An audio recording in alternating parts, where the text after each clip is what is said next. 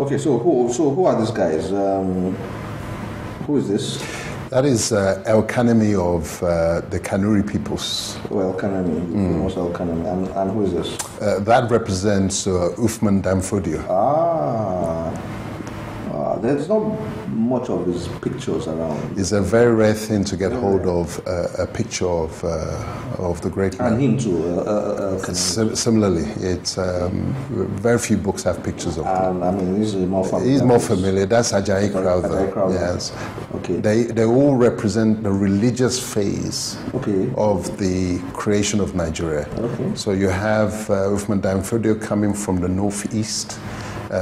For the northwest, you have El Kanemi, Islam in Kanuri land, because that had a different origin, a different source.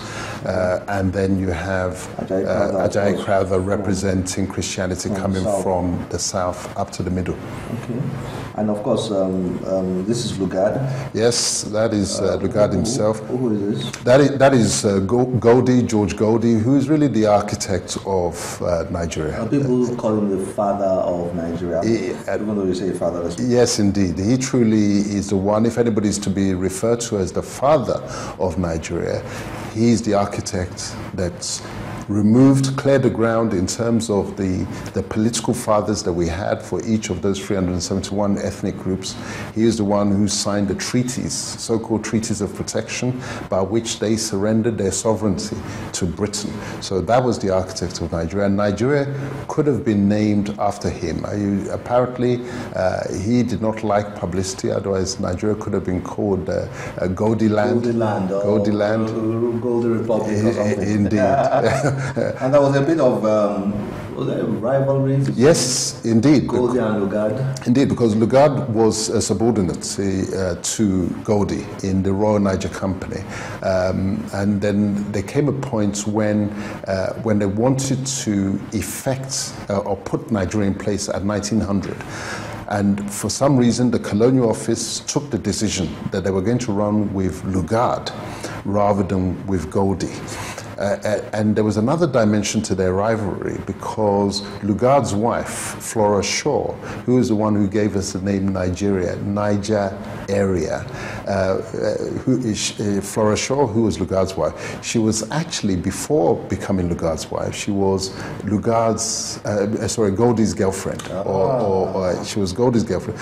When Goldie's wife died, my understanding is that Flora Shaw proposed marriage. Can you imagine a woman proposing marriage to the guy? She proposed marriage to Goldie, he rebuffed her, and after that rebuff is when she swung her affections towards Lugard. And then, because she was the colonial editor of the highly influential Times newspaper, so she could actually big up and really give Lugard the platform that he wanted. And so Lugard really wanted to be like Rhodes of Rhodesia.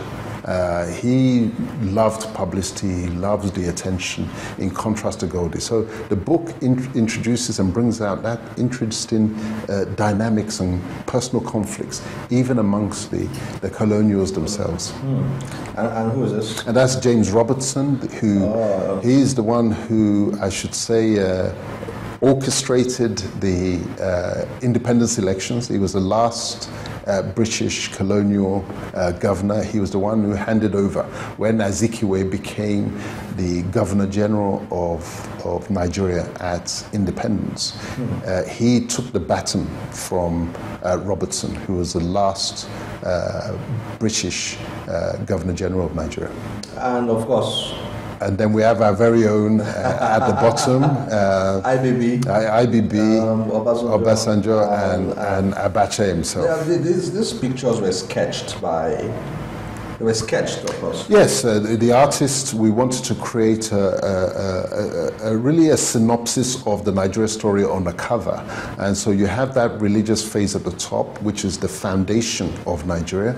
And then you have the British colonial, again, laying putting the infrastructure in place, the pillars and the upper floors. And then the decoration, if you like, came from, the local decoration came from our military boys guys who are the three, at the time I finished writing the book, who I considered had the biggest impact on the Nigeria that we have now, who are responsible for where we are. Is those three in particular. Fascinating story. Thank you very much. It's been great having this chat. It's my pleasure, Kunle. Thank you. Keep writing. Thanks so much.